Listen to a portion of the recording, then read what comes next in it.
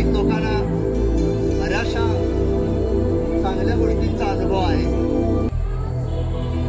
तथागत भगवान गौतम बुद्धांनी जो धम्म दिलेला आहे आणि त्या धम्माची पंचसूत्री जी लिहिलेली आहे, बाणातिपाता वीरमणी सिक्खापदं समादियामि, अदिन्ना दाना वीरमणी सिक्खापदं समादियामि, कामेषु मिच्छाचारा वीरमणी सिक्खापदं समादियामि, मूसावाद वीरमणी सिक्खापदं समादियामि, सुरा मेरय मच्छ अमादठाणा वीरमणी सिक्खापदं समादियामि।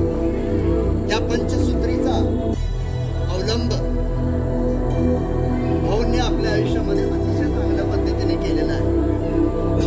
बऱ्याच वेळेला आपण म्हणतो की बौद्ध धर्मामध्ये या गोष्टीचा आपण अवलंब केला पाहिजे, आपण त्रिशरण आणि पंचशील म्हणतो, परंतु भाऊंनी आपल्या आयुष्यामध्ये त्रिशरण आणि पंचशील याचं पूर्णपणे अनुसरण केलेलं होतं हे आपल्याला सांगतं। मला निश्चितच त्यांच्याबद्दल जो काय अभिमान आहे मला या ठिकाणी वाटतो। आणि कोणालाही आयुष्यामध्ये दुखावलेलं नाही, प्राणी मात्रांची या ठिकाणी हत्या न करणे, या सर्व गोष्टी आपण जे पाहिलेल्या आहेत त्याच्यामध्ये एखाद्या व्यक्तीचं मन दुखावणं, एखाद्या व्यक्तीला वाईट बोलून त्या व्यक्तीचा रोष पत्करणं ही सुद्धा एक विशिष्ट प्रकारची हत्या आहे।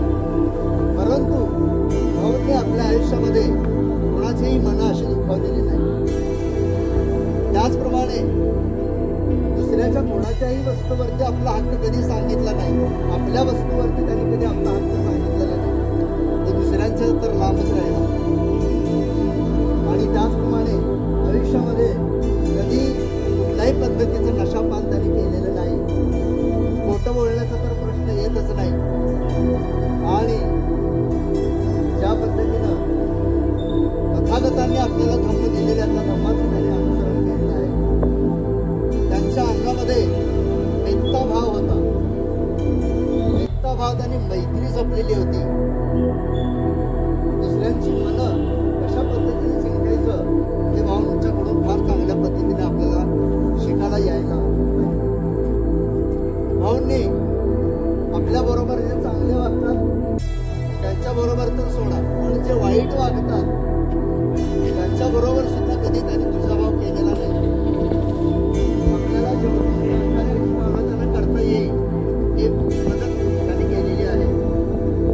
अनेक अशा प्रकारची उदाहरणं ती स्वतः त्याचा साक्षीदार सुद्धा आहे। तर सांगण्याचं तात्पर्य एवढं आहे की या लोकांची कुठलीही जर कामं केली तर कधी त्यांनी म्हटलेलं नाही की हे काम मी केलेलं आहे। हा त्यांचा एक सर्वात मोठेपणा होता। म्हणजे मीपणा किंवा गर्व जो म्हणतो तो त्यांचा अंगी नव्हता। दान धर्म